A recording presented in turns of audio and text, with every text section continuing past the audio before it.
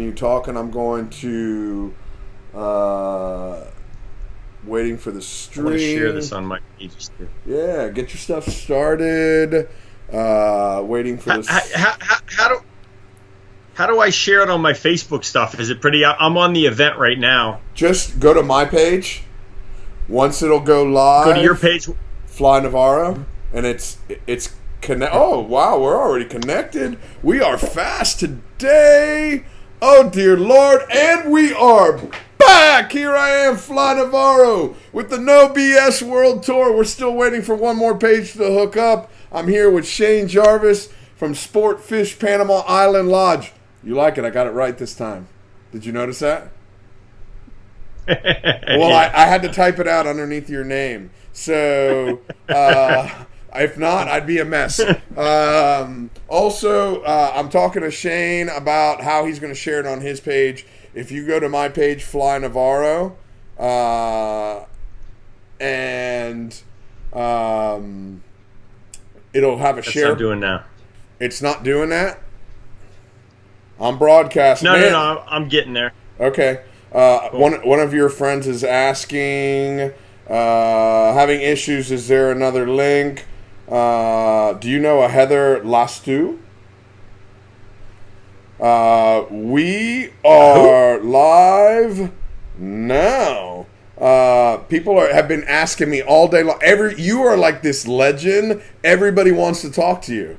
Everybody wants to see either that Yeah. or you're wanted in the U.S. I don't know which one it is, but everybody's like, "Oh, I want to see Shane. I want to see Shane." Uh,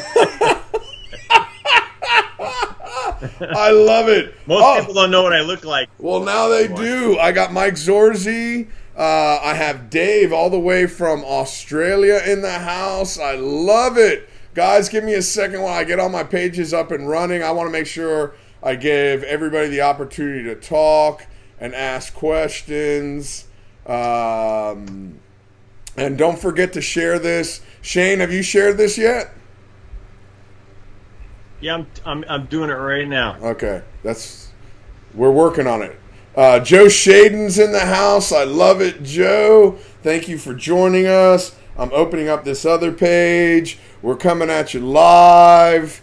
We're coming at you live from a bunch of different pages. We're live from Grundon's page. We're live on my page. David Lake. Oh, Jennifer Dudas in the house, Marlin University. She goes, "Hi, Shane." Wait, maybe not that accent. Okay, I'm sorry, Jen. That Hey, wasn't. Jennifer. That's me. And I actually Robert Hall from Antigua joined in. Let's see. What's up? Robin Powell saying hello, Mr. Jarvis. Wanted in Panama. Jason from Holland Marine Diesel. Hojo all the way from Nova Scotia. Curtis, Rob Lane, Joe Webb. Actually, Joe Webb's in Panama. He's from across the mountains from you, Shane, in Boca Chica. Dustin McGinnis is in the house. What's up, you guys? Do you know Joe Webb? No, I may, but I mean, Boca Chica's not too far from here. Boca Chica's only out. That's where we do charters out of. Okay, well hold on. I had to mute that page. Alan Williams, Jay is in the house. Teresa Register. Hey, Fly from Alaska, Kenai River, 60 degrees. Cora, what's up, Cora Lynn? Good to see you. Louis Aldridge. We got people from from everywhere. Ringer Awesome. Swivels is in the house. You know Ringer Swivels? He designed the swivels with the little gasket in them to make it easier to rig all the ballyhoos.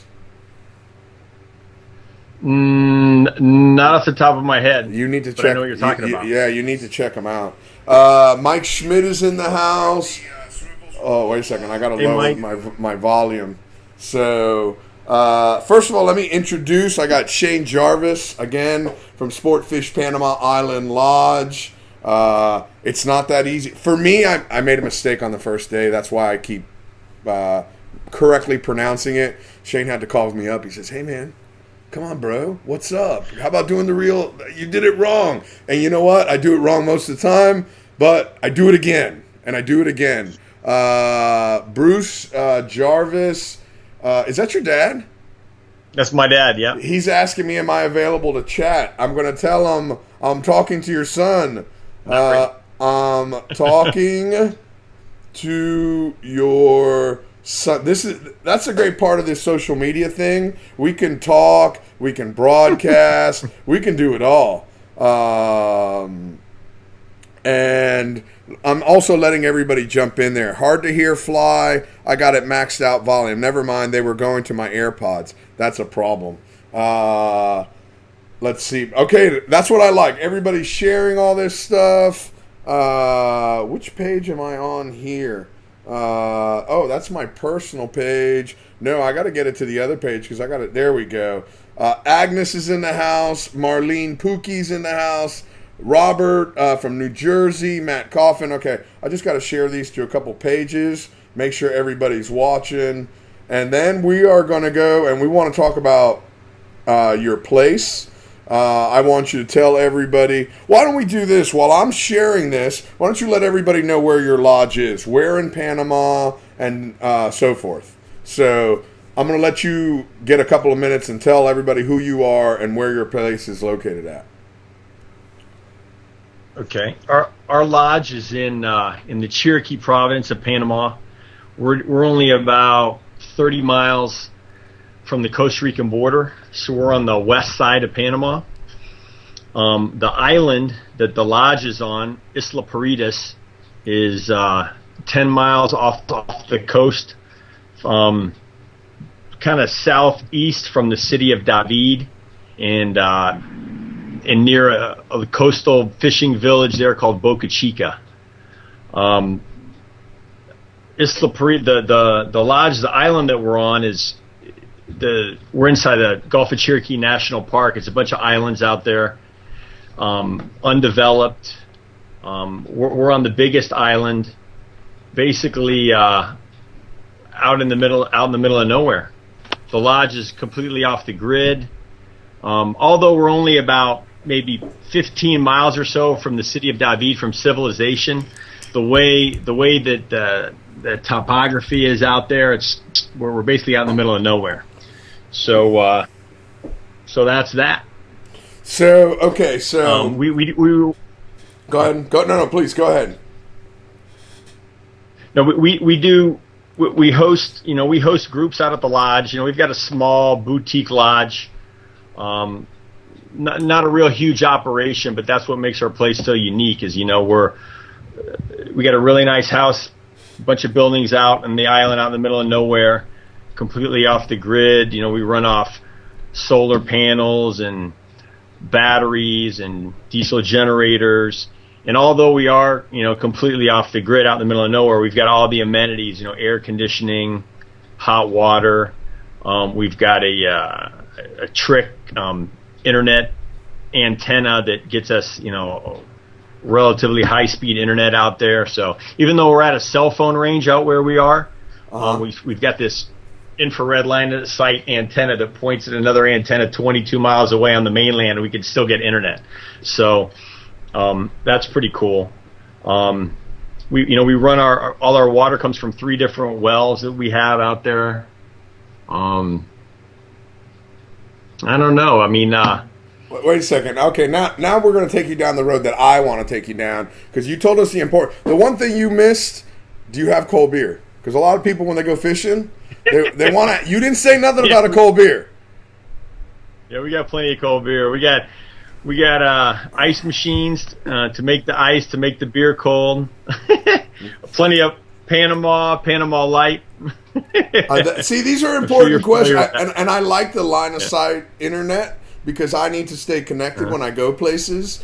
But biggest thing people want to know is if you got cold beer, because at the end of the day, after you catch a monster fish, you got to celebrate. And I'm not a person. I don't drink, but when I celebrate, I love to just shower my friends in beer. First Black Marlin. Beer. First 200-pound Yellowfin, beer. So these are important things I need to know before I go places. So, but let's take a couple steps back. You have this island. Let's talk about what you have there for boats. Number one, how many boats do you guys have? We've got 4 boats. We've got 4 boats and a barge. 4 boats and a barge. We've got 3. Go ahead. Our 4 fishing boats are. We've got 3 33-foot World Cats. Actually, we've got 2 33-foot World Cats, and we've got 1 32-foot World Cat, a brand new one we just got about 6-8 months ago. And we've also got a 25-foot Seacraft, which was the first boat that we brought down. The barge is a 30-foot aluminum box that's our like supply barge. Okay. That we bring that's basically our fuel station. It's got 2 90 horsepower outboards on the back of it, so we use that outboard off the island for our fuel dock, and kind of like our wash station at the end of the day for the boats and whatnot. Okay. So now we know what kind of vessels you're running out there for the charters. How much room do you have? How many people can you hold in your lodge? So let's say a group of people call me up. They go, I want to have like a corporate retreat. All my guys. What do you got? How many people can you put up? We've got 18. You can sleep 18. We've got 19 beds. Yeah, we can sleep 18. We've got 19 beds between our 3 guest houses. Okay. We've got 2 3-bedroom guest houses, and we've got 1 2-bedroom guest house. Okay. So on the World Cats, max is going to be about 5, people per boat, and then on the Seacraft about 3. So nice. 18's the max. All right. So everybody joining us a little bit late. I got Shane Jarvis from Sportfish Panama Island Lodge. Let me give a couple shout outs here because there's a lot of people here that know you and they're calling out to you. I see Corey Lowe, Fly and Shane together, nothing but trouble. Ozzy Delgado, he says, "Ha! Look who's there!" I got Vilma Nunez from the Dominican Republic. I've got I've got people from the Galapagos, Nova Scotia. I have Hawaii in the house. I see my friend Alex from Cameroon here. We've got people from everywhere joining in, listening to awesome. What you got going on. I saw Dave earlier from Australia. So we got people from all over the world joining in, and I'm sorry if I'm not and I see David from Costa Rica. So again, I don't want to leave anybody out, but my normal shout outs, I want to get more into. Wait a second, this is a big shout out I have to give. Manny Fernandez from the 72 Undefeated Dolphins is in the house. Manny, rest in peace, Coach Don Shula. So thank you for joining us, Manny. Good friend of mine we fished many years ago. Anyway, so let's go back to your lodge. I've shared a couple of pictures in the last few days of some of the videos of some of the stuff you guys got going on there. So you guys are fishing. You guys are fishing close to the Hannibal Bank, correct? Yeah, our island is 42 miles from our front door. It's 42 miles to the high spot at Hannibal Bank. From the high spot of Hannibal Bank. Mm-hmm. Okay. So in Isla Montosa is 38 miles. The 2 spots are only 13 miles apart. They're both south, southwest of or southeast of us. Okay. So that's generally we do most of our offshore fishing around those 2 high spots. High spots where the bait, bonitas and whatnot, and all the different bait offshore stack up, and then the tunas and the marlin that are coming around, hunt around those spots. But anyway, we fish a big area. The Gulf of Cherokee is a pretty huge area. We've got 5 different island groups all around us that we fish. We've got the fishing right around our island is great. We've got rooster fish swimming right out in front of the lodge. But 15 miles east of us, we've got Isla Secas, which is a great spot. 15 miles south of us, we've got another little island group called Isla Ladrones. A little further east of Isla Secas, there's Isla Uva and Isla Contreras, which are just north of Isla Coiba. So, I mean, the fishing, as the season goes on, or as the water currents, the water clarity, the weather, where the bait is. I mean, we can move around to all these different spots. Generally, the seas are pretty calm for the most part. Really calm, say between August or November to August. September and October is the height of our rainy season here, and that's when it tends to blow and rain the most, and the seas are the roughest. But in our big 33-foot World Cats, those boats really move well, and the ride's not so bad even when it is a little choppy. So we tend to cover a lot of ground the way that we fish, so it's not uncommon for us to run, an hour and a half out if we have to, to get to where we need to go to fish. Find the tunas, the marlin, or run to another island group that's, 25 miles away north of Coiba. But, or just the guys that want to fish inshore, we can fish right around the island. So, I mean, we've got the great thing about the fishery here is the diversity between the inshore and the offshore. And if it ain't having an offshore, then chances are that we can find a spot inshore or another spot, 15, 20 miles away offshore where it is happening, and get there and do it. All right. Well, real quick, I got to answer a question here. Paul, if you're sharing this on a watch party, I can't see the questions on your watch party. You got to do it here. But continue having the watch party. Heather finally found it. She got in. I believe your dad got in because he was sending me. That's what I'm cool. I'm typing away here because people are sending me questions. I'm trying to look at the interview, and I want to make sure everybody comes in because there was a lot of people that wanted to know about your lodge. I've gotten a lot of feedback about this conversation. I hate to call it a podcast. I hate to call it. We're having a conversation. This is. I've been calling it the No BS World Tour because I don't want to fill up. I want to fill up social media with good fishing stories and good conversations about friends of mine that have great fishing operations or people that are in the marine industry. So I don't want to hear any politics. I don't want to hear any of that BS while we're locked in the house. We are here talking about fishing. Today we're talking about fishing with Captain Shane Jarvis. Was that you that just put up your website information? Yeah. Okay, exactly, yeah. Perfect. Your dad is now watching. I don't know if you see that. Paul, when is the best? This is what we're waiting for. When is the best time of year for big game fish, and what are some of the scale tippers? Okay, so I was getting ready to go into asking you. I know Panama, especially that area between the entire Panama coast, from Costa Rica border all the way to the Colombia border. Any places that there's high spots, you guys get some really nice black marlin. And go through the list. When's the best time of year? What's your best technique? And really, what are some of the best numbers as far as size that you've seen? For marlin? I'm asking black marlin right now. For black marlin, the best months of the year are generally in the rainy season. Like I said, we operate November through August. Could you elaborate on the rainy season for people that aren't familiar with that? When is the rainy season?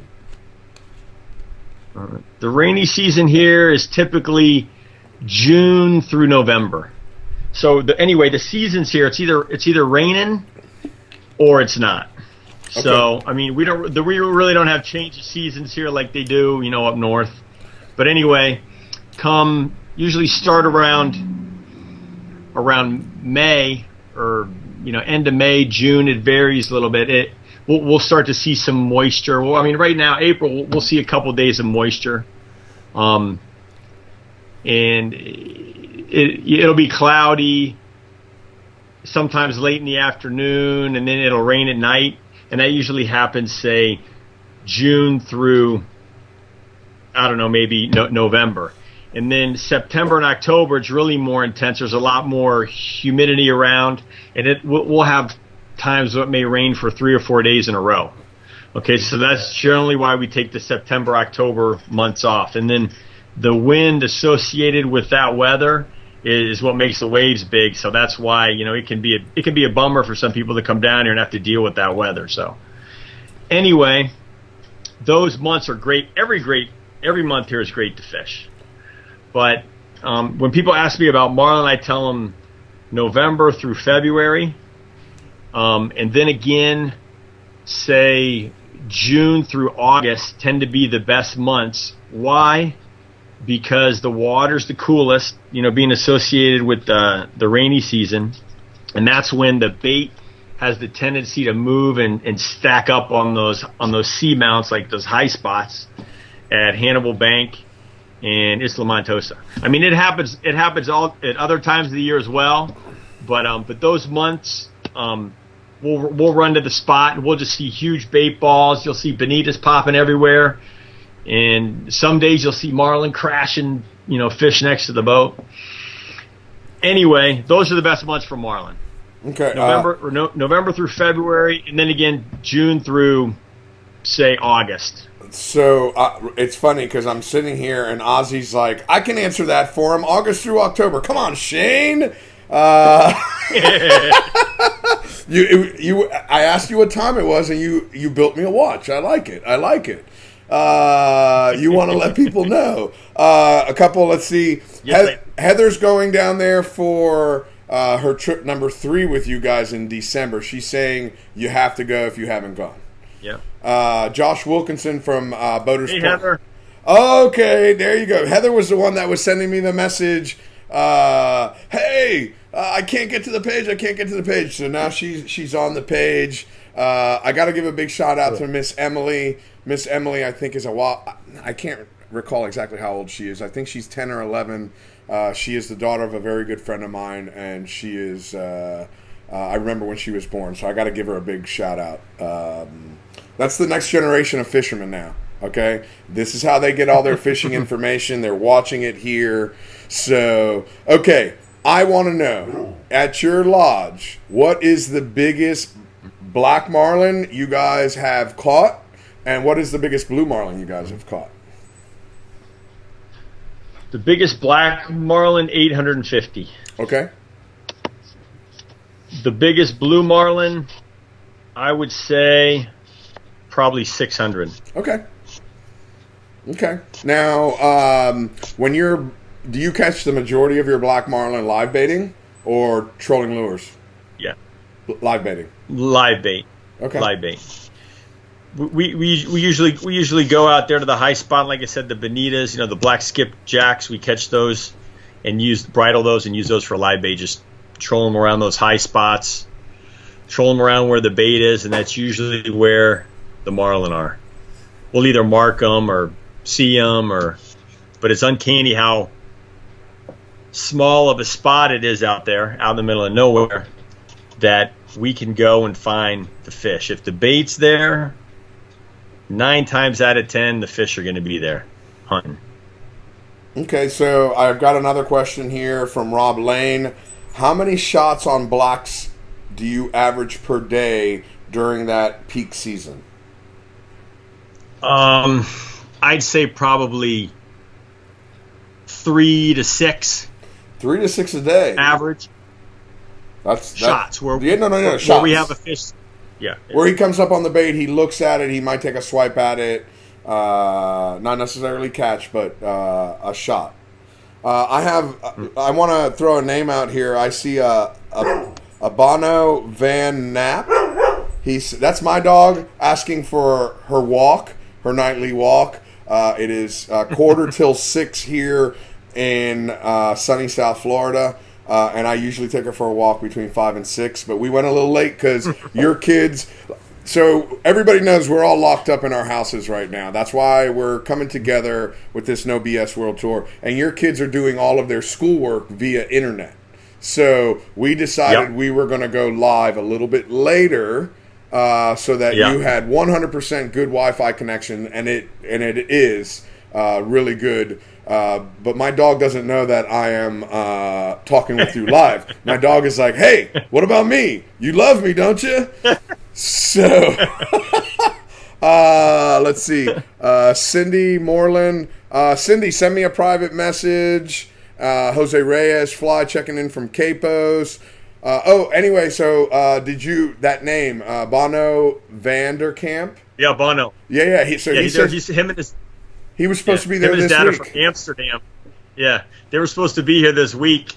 Matter of fact, they were here last year at this time, and they booked another trip, and this damn coronavirus screwed us up. That's exactly what he's saying there. So I want to make sure I give him a shout out because I know he's missing his trip. But, hey, Bono. But thank you for joining us here in the No BS World Tour. Tommy Schultz is asking, how much pressure has the commercial guys put on the fish in recent years? The commercial fishery here could be worse. The commercial fishery here is basically is all hook and line. There's no purse seiners here. There's no industrial longliners here. Like when I first got here in 2001 or in 2003, there weren't purse seiners, but there were commercial longliners. There was 25-mile long lines. You'd see one after the other. You'd see 7 or 8 25-mile long lines all next to each other. Dead sailfish, dead turtles on them. It was horrible. Anyway, the government regulated the commercial fishery, and now what they've done is they've regulated the size of the boat down to under 6 tons. So what you wind up with is a bunch of artisanal fishermen here. They do use long lines, but they're basically a bunch of big diesel pangas. Some of them are outboards that longline tunas and dorados, but basically it could be worse. The pressure's not as bad as it could be. Panama only lets the local guys fish here, and Panama hasn't sold their fishing rights out to other countries like Costa Rica or Honduras or some of these other countries around here. So basically, you have just a bunch of artisanal fishermen selling to the fish houses. So there are a bunch of local guys out here, and the money from the fisheries all staying within the economy to the people here. So that's good. Pressure offshore, not so bad. Inshore, it's definitely takes its toll on the fish that aren't so sustainable, like the snappers and the groupers and whatnot. The inshore fishery is definitely gone down a little bit since I've been here, although it's still awesome, but it has been affected by the commercial fishery. Okay, well, and that's almost everywhere. That is almost everywhere. Let's talk about one of the things that I always think about when I think of your lodge is your guys' unbelievable yellowfin tuna fishery. You guys get some monster yellowfins, and pretty regularly as well. We're not talking about just 1 or 2 days worth in a year. You guys have a really good yellowfin fishery there. Yeah, it really is. It really is, and it seems to have got better since I've been here. In the past 16 years that I've been here, it seems like it's gotten better, especially since they regulated the fishery. And I think that was like in 2006 or 2005 they did that.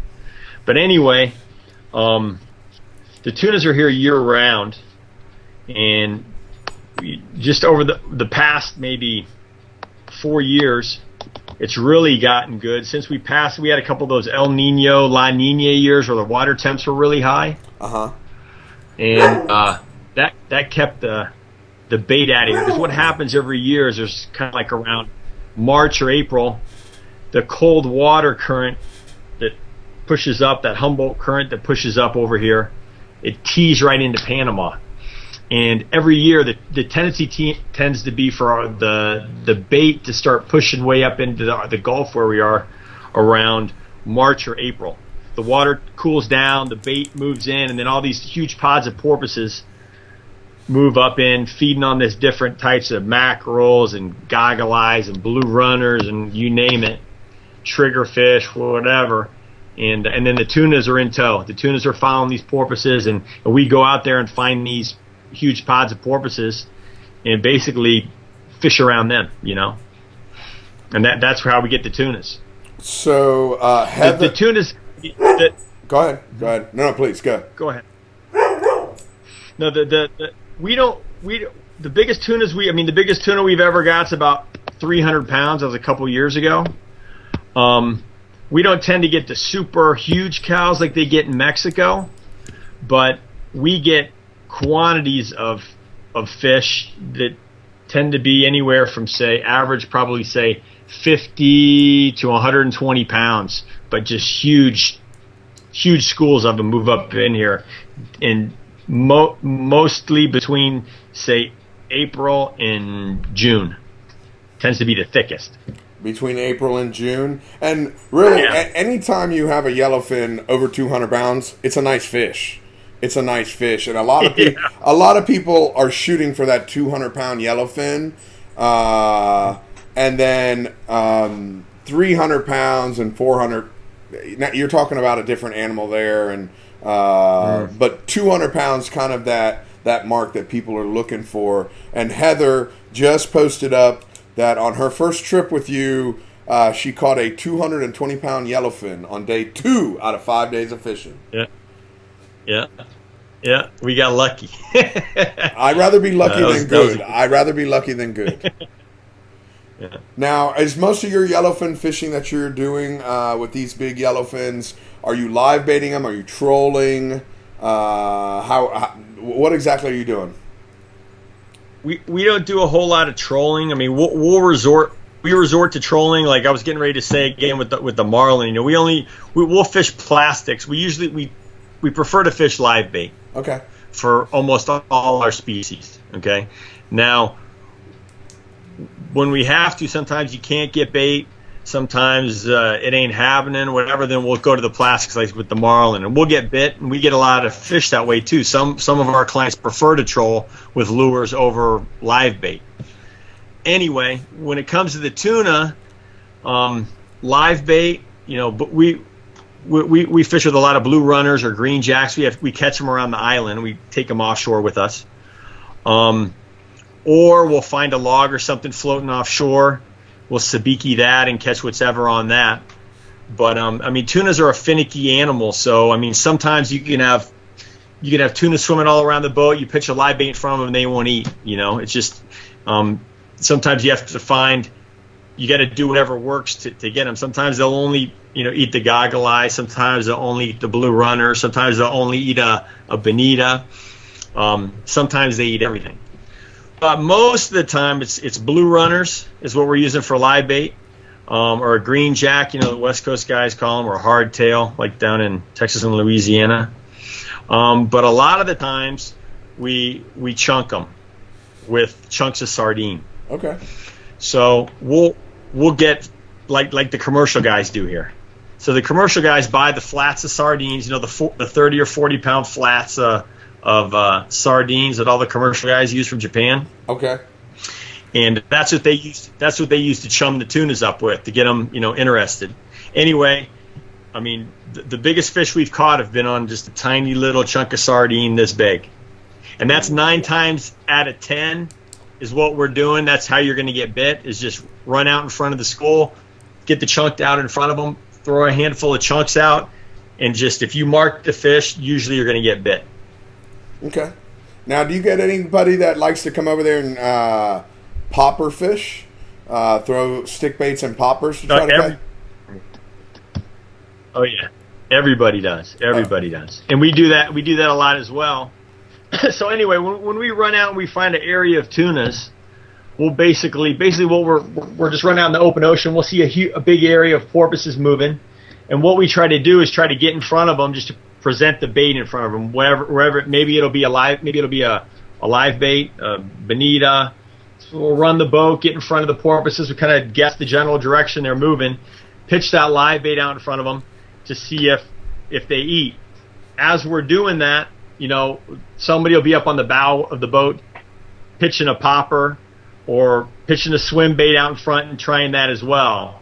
So we try everything to see what works, and it's a lot more exciting, for most guys, and that's what they want to do is I want to catch a tuna on a popper. To see that fish come up and nail that popper next to the boat, there's nothing like it. So yeah, we do that quite a bit. That's one of our specialties. Nice. Actually, Bono is saying he likes the poppers. Hands up in the air. I also see Charlie Levine. Charlie Levine's in here. Good to see you, Charlie. Let me see. Somebody had asked a question. Excuse me. Robbie wants a rooster. We're going to talk about roosters here in a second. Hold on. Somebody's just said they just found out what chum was. They didn't know what chum was. Let's see. And Robin Powell says she just sent me a picture of a 200-pounder Michelle Rennick caught with you while she was there. Shell, what are Shell, because I don't necessarily want to talk about rates on here. I want to talk fishing stories. You've posted your website here a couple times. People can find the rates on there. Yep. Okay, guys, check out. Or they could send me an email. I can send them. Okay, there you go. Just send them an email. And wait a second. Charlie Levine says he caught his biggest tuna with Shane. Better luck than fly. Whoa. What is that all about, man? What was that? It was a shot across the bow. Holy smoke. And I gave him a shout out too. I gave him a little love, and then pow, right across the bow. What was that all about? I love it. It's okay. Uppercut. Hey, hey, Charlie, I love you anyway. It's okay. Shane Jarvis, Shane at Panama at fishpanamatoday.com. Thank you for putting it up there so people can find you. Shane, any secrets for yellowfin tuna that you have that no one knows? Ezra would like to know. Any secret? Shh, it's only between me, you, and Ezra. Shh, we won't tell anybody else. Any special secrets for yellowfin tuna? Our fish here, we're lucky because our fish generally aren't leader shy or as shy in general of the boats as as I've experienced in other fisheries. So we can run thick leader. We'll run 80, 100, 130 pound fluorocarbon, and we'll still get bit. Sometimes we gotta get a little lighter on the leader to get bit, but that doesn't happen very often. So the trick to yellowfin tuna fishing, in my experience, is you have to know and have to have everything ready for whatever situation may arise, because the fish are so finicky. You gotta have the chunks, you gotta have the different live bait, you gotta have a jig, you gotta have a swim bait, you gotta have a popper, you gotta have different types of all different types of artificials, and sometimes they won't hit anything. You just keep trying everything, and boom, you'll find out what they hit, and then just stay with that. So, that's really the trick. You got to be versatile with the tunas, and you got to, your rig's got to be tight. Your knots got to be good, and your line's got to be great, because once you do get that opportunity for a big fish, and you're fighting them for an hour and a half, the last thing you want to do is for that line to pop because you didn't change your line, or you didn't have your rig tight, you didn't have your T's crossed or your I's dotted. That's the trick. That's fishing 101. That is fishing 101. Yeah. Let me see. I really want to read this because it's a big shout out to you. Don Hunt says he's fished with you for 6 trips, and if he lives long enough, he's going to fish 6 more. You're just the best. That's what he's saying. Now, I don't know how old Don is. Don could be 25 years old for all I know. But he says if he lives long enough, he's going to fish 6 more with you. Hey, Don, he's a good client. Great guy. Ted Rays, do you drop big flat falls for yellowfin tuna? Which are the flat jigs? Jig. Yeah. We use a mustad jigs that they just came out with. We've been using, and they're similar to a flat fall, and they're pretty awesome. Yeah. I mean, jigging. Not a lot of clients, want to do that, but sometimes that's what you got to do to get bit. Speed jigging is very is a physical thing to do, but a flat fall is more like a slow drop jig, and that's easy to do. But when we get the instances where we're marking tunas down deep, and they're a lot of times when they're moving fast and down deep, that's what we need to use to get bit. And I use not a flat fall in particular, but a jig similar to it that Mustad makes. Don also just jumped in. He told me he's 72, so he's got plenty of time. Don, you should make it 8 more trips, not 6. You're still young, man. You're not even gone through your first tread on your tires, bro. Come on, step it up. You're still a little wet behind the ears at 72. What, are you kidding me? That's like training days. I know at my age, I feel like, I should be able to walk out on my own soon. So let's see. I want to give a couple shout outs because you definitely work with a lot of different companies. Both you and I work with Grundens, so we are broadcasting live on Grundens' page as we speak. I want to give a shout out because I got contacted by WorldCat. Those are the boats that you're running. Also, your Zuri lures. Am I correct in saying that? Okay. Best lures and leader, yeah. Okay, and then also Blackfin Rods. They reached out to me as well. I want to make sure we mention, because they take care of you all year long. So all these companies, they find you, they take care of you, and you take care of them by providing good content and great fishing and a great brand that you have.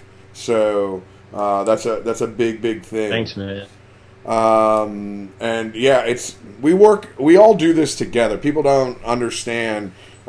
Fishermen, we work together. Whether it's picking up the radio and say, hey, are they biting over there? Or, hey, try these lures, let us know how we can change them, or what they need to be adjusted for somebody that only fishes 20 days a year as opposed to 200 days a year.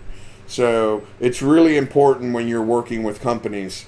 I really want to give all the companies a shout out. I know I have my companies that I deal with, but I'm really big. I like working with people that help us out. So I want to make sure I give them a big shout out. Did I miss anybody? Because I'm notorious for missing people. No, I mean, I've been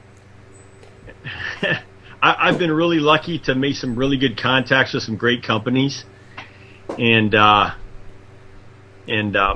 a lot of what makes our business work, the lodge work, is contacts we've made through the companies and the promotion that we get through them, and we're using awesome products like the companies that you mentioned, like Yozuri, also Blackfin rods, Fish Monkey gloves. Tim Mossberg is incredible. Tim Mossberg is the man. Yeah, he's an awesome guy. Yeah, he is. Yeah, I've met him a few times. He's a great guy. He's helped us out with a lot of product and gets our the name of the lodge out there all the time on social media. So I really appreciate that from him. Also from Tigress Outriggers and Gear. They hooked all our boats up with outriggers and rod holders. Also, Accurate Reels have been our sponsor for a number of years. Doug and Dave and Ben and Justin, those guys there, they really they do a lot for the lodge as well. Also, Tom and Tristan and Mike at Hooker Electric. They've hooked us up with their electric reels and their gear. Fished with them a couple times too. Shout out to them. Trista's the bomb. She is definitely the madam. Instagram handle. Her company's name is Hooker Electric, and she is the madam, and she is just, she really is the bomb. She's a diehard fisher person.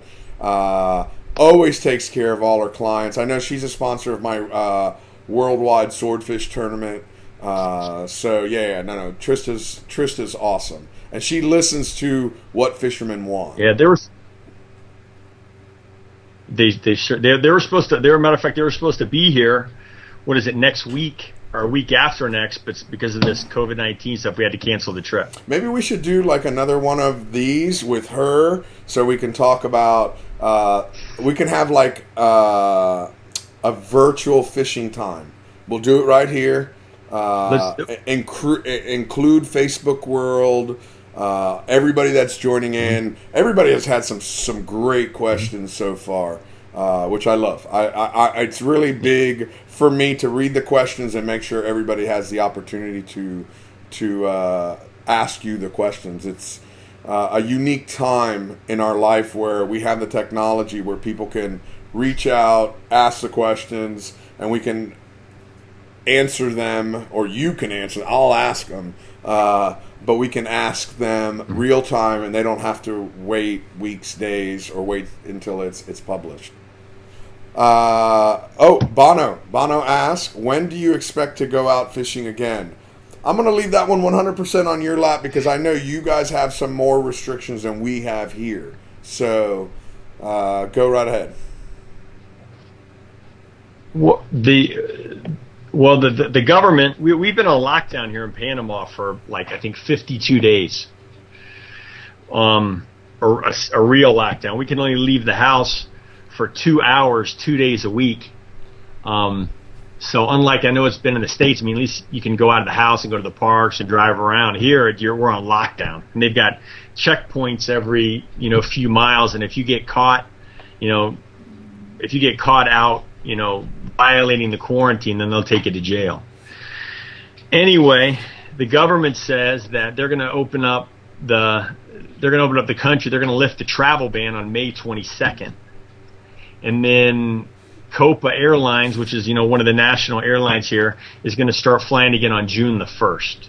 So that's what the word is now, but it's still kind of uncertain. I don't think we're going to know for sure for another couple weeks, at least until after May 15th, we'll know, definitely when. But, I'm assuming that we're going to be fishing again the second week in June based on what we've been told, but that could change. So we're kind of standing by, waiting to see how everything plays out. Okay, so there you go, Bono. Actually, you should go ahead and start booking right around, third week of June. Try it out. Move your dates. Come on. Let's see.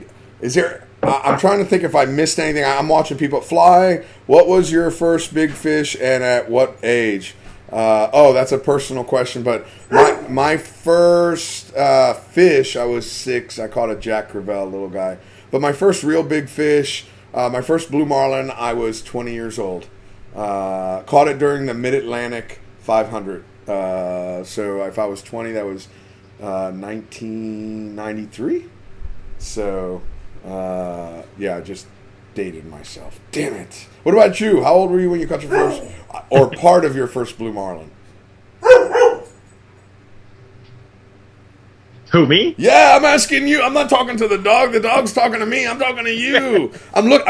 Can't you see me staring you right in the eyes?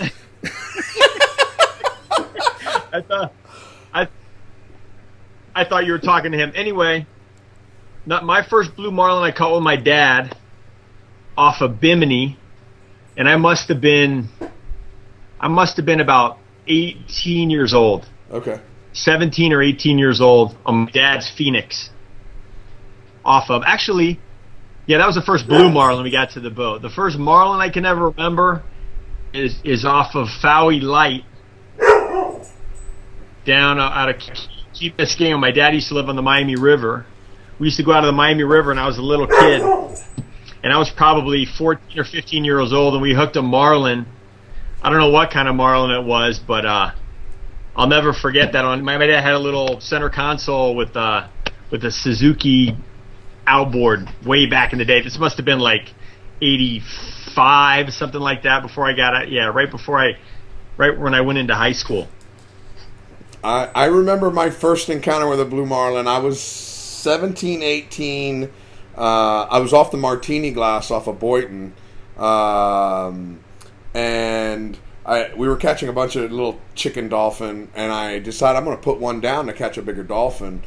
And nothing fancy, 50-pound leader, an egg sinker, drop it down on a TLD 25, and next thing you know, it starts clicking out, kind of like Jaws. So I'm like, oh, okay, let me start reeling this thing in. And I'm thinking, oh, it's just a shark. It's not even a dolphin because it hasn't jumped or anything. And then underneath the surface, I look, and it's like, oh my God, that's the biggest sailfish I've ever seen in my life.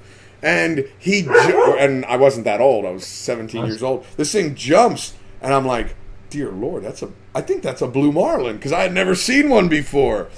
We fought that thing for 5.5 hours, and on 20-pound tests. And I told my dad, I'm like, I want to take it. I want to get it mounted. This is my first marlin. Well, we fought it for 5.5 hours, never caught it. Little did I know I'd spend the rest of my life chasing after them things. It's amazing. Yeah, I know the feeling. Yeah. So, man, we got people coming in everywhere. I see Paul. I see Judy, Al. Curtis is telling me he's still older than me. I fished with Curtis yesterday, so I've known Curtis for 20-something years, and I met him when I was like 22.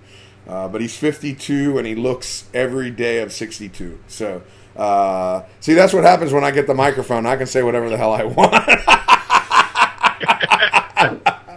So, we've been on here for a while. What, again, is there anything you want to tell about your lodge that maybe we've missed, that people may be asking about? You've posted your website. You've posted your email address.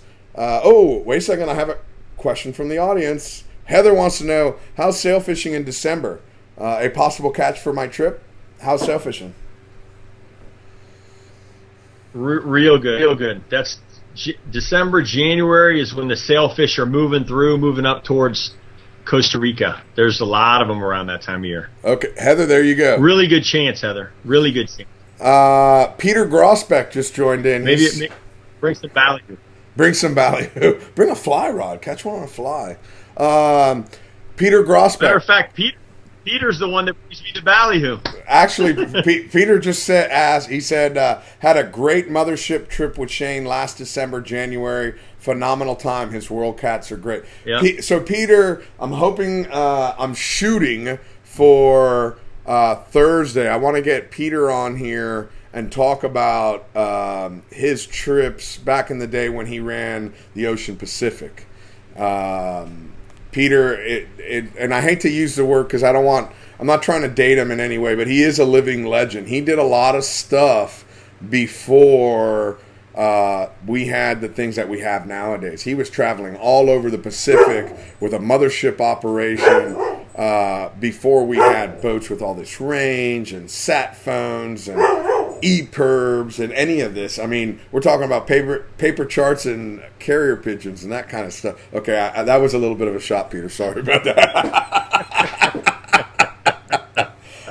Jay Warner is saying, you need a haircut, bro. I do. This is the longest I've gone without a haircut in forever.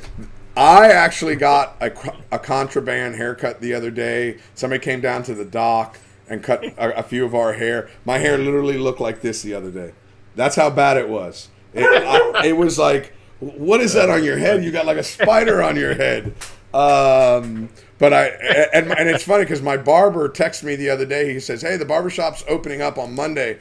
And I don't even want to tell him, man, I got a contraband one. It was like, shh. What? Can you come to the dock at 1 o'clock? There's 3 of us. We'll pay you lots of money for a haircut. I just couldn't look at myself on these lives anymore. It was bad. I was unpresentable. Go ahead. No, that's one of the first things I'm going to do when it opens up here is straight to the barber, man. Oh, straight to the barber. Heather says that's going to be a new species for her. I have Bill Lupree, and I don't know if you know Bill Lupree. Bill Lupree runs South Florida Bass Outdoors, and I can't remember his Instagram handle. He does all the peacock and knife clown fishing here in Palm Beach County. He's asking, do you troll for the sales? Yeah. Matter of fact, Peter, who's forgot more about fishing than you and I will ever know. Combined. He's, for the past couple years, when he comes over from Los Sueños in his boat, and he's brought us ballyhoo. Anyway, when we get clients that want to target sailfish or target marlin, it's great to have the ballyhoo because sometimes that's what you got to use to get bit. But anyways, yeah, we'll troll for sales. When a client wants to target sailfish, it's trolling plastics or running up and seeing them and pitching a live bait. It's one of the two. So yeah, we do troll for them. Okay, I love sight casting sailfish. It's one of those fun things. You see them and throw a live bait, and then it gets kind of sadistic just watching them chase the live bait. It's cool. Or swim right by it and not eat it. and then when you do have a nice haircut, you pull the hair out of your head because what did I do? Yeah. So anyway, we're gonna wrap this up here, guys. Shane, you just hang tight right there. But everybody, thank you so much for joining us here in the No BS World Tour. If you remember, just hit that share button. Let everybody know we're doing this every day while we're on lockdown. Some of us have a little bit more freedom than others, and I go live every day unless I'm fishing. So I come at you every day, and if I have somebody that's available to jump on and talk fishing with me, I will take you. I've opened it up to anybody that wants to talk fishing or the ocean or whatever it takes. So thank you so much for joining us today. Tomorrow, Wednesday, I have Peter Chabanzai from the Billfish Foundation. So we'll be talking about some conservation and some research. And probably that he needs a haircut as well. I'm just assuming. So, what I've noticed amongst my friends, Flobies have been selling like crazy. So, I don't even know if you know what a Flobie is. I don't know. Do you remember the Flobie? By Ronco. Yes! Yes! I wasn't left hanging out there. I love it. Wait a second. Cindy is asking, Shane, do you have accommodations on your boat for handicapped people? The boat, yes and no. I mean, the boat is big enough to have a wheelchair. I've had clients with wheelchairs before. Okay. So in that respect, yes. Okay. What I would say, Cindy, is reach out to Shane and tell him exactly what you need, and go from there. It's between you and him, but pass on the information. I have to give a big shout out because I see him. He just joined in, Dean Travis Clark, and I don't know if you remember Dean Travis Clark. He used to write for all the magazines back in the day. And one of those guys that I always looked up to growing up and reading all his stuff. So I love the fact to see him on here. And he is local here in the South Florida area. Awesome. So big shout out to him. Melody says, very informative for a bucket list adventure. We'll pass on the info. And that's what this is about, is passing it on and sharing information and meeting new people and talking about each other's business while all we can do is really talk about it. That's what you do. That's what we do. That's what you do, Fly. I like doing it. It's one of those. Just talking about it gives me goosebumps. I like putting people together. It's one of those selfish things. I do it because it makes me feel good. I really do. I enjoy. I have a huge Rolodex of people around the world, and if I can put people together to do a bucket list trip or find a new company that is looking for a spokesperson or anything. I really enjoy, you two, and it's almost like a matchmaker, but I don't think I've ever done any kind of, oh, no, that's not true. I have gotten somebody married, and he's not mad at me yet, so I didn't try to be a matchmaker. I just, hey, come along, and next thing you know, they're married, so. But I do. I enjoy putting people together, and that's what this No BS World Tour has kind of been. Just kind of let people connect here on Facebook and social media land, and if people can make something happen, then great, because once we're able to go out and go fishing and do the normal things again, I want people to have a whole new list of connections that they can reach out to. So it's a big, big deal. So anyway, peeps, thank you so much. Don't hang up, because I got to thank you. And everybody, Jimmy, good to see you. Teddy, good to see you. One quick question. Somebody wants to know, when are the waters the calmest? So this is the last question, and then we're signing off. When's the water the calmest in Panama for you? The calmest time, December through March. December through April is the calmest. There you go. Definitely the calmest months. There you go, Shell. And then Preston, good to see you. Guys, thanks for joining us here in the No BS World Tour. Sousa, I'll take you for a walk when I'm done with Shane. And I can't thank everybody enough across all the platforms. And I'll get back to all the questions for me later on when I'm sitting on the couch eating dinner. So peace out, peeps. Thanks for joining us here in the No BS World Tour. Check you later.